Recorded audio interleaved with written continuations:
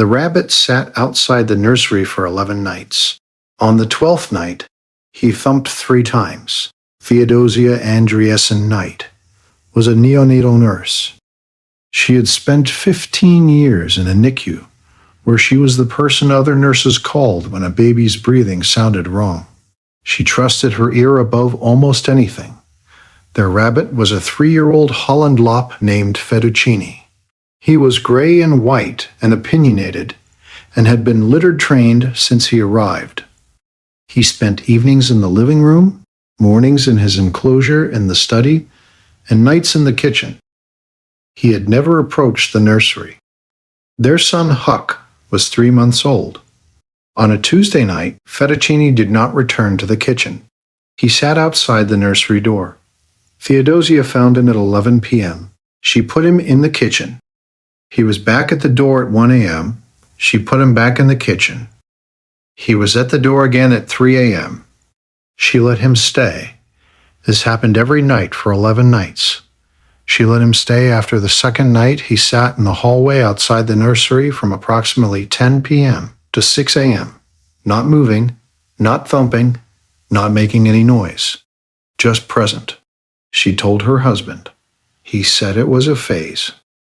On the 12th night at 3:17 a.m., Fettuccine thumped 3 times. Fast, hard, the kind of thump that carries through floorboards. Theodosia was up before she was fully awake. Huck was in his crib. He was flushed. He was hot in a way that registered in the back of her hands before she even reached for the thermometer. His temperature was 103.4. She watched him for 45 seconds. His arms moved twice in a small, repetitive motion. She recognized. His eyes drifted. His right thumb extended and flexed in a pattern that was not random. She knew what she was watching. She called 911 and held him and counted until the ambulance arrived. If you stay for stories about what animals notice before we do, you're in the right place. Subscribe so you don't miss the next one. The pediatric neurologist at the hospital was a man named Dr. Ignatius Pemberton. The EEG confirmed a simple febrile seizure secondary to a rapid fever spike from early viral illness. No epileptiform activity. Good prognosis. Most children never have a second event. He's going to be fine, Dr. Pemberton said. He had one at home, and likely a second small one in the ambulance. You caught this at the right stage. My rabbit woke me. Your rabbit was outside the door for 11 nights before the event. You didn't know why. No. Rabbits are prey animals with very sensitive olfactory systems. They detect changes in their environment as survival information. Your son's temperature was likely rising for several hours before the threshold that triggered the seizure.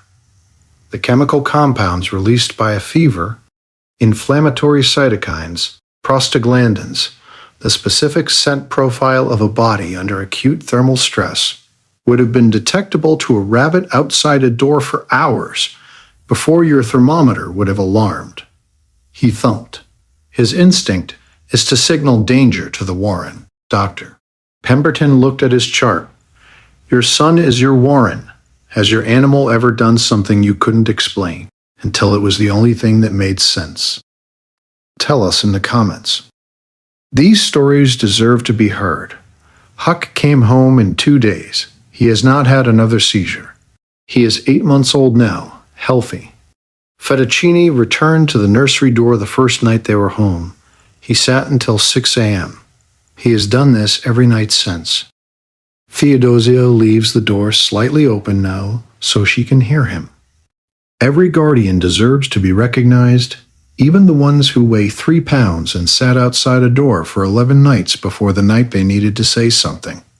If stories like this matter to you, subscribe so you never miss the next one.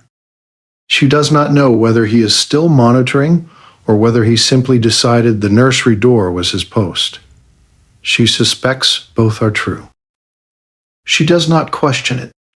She leaves the door open. She listens. Tomorrow there's another one.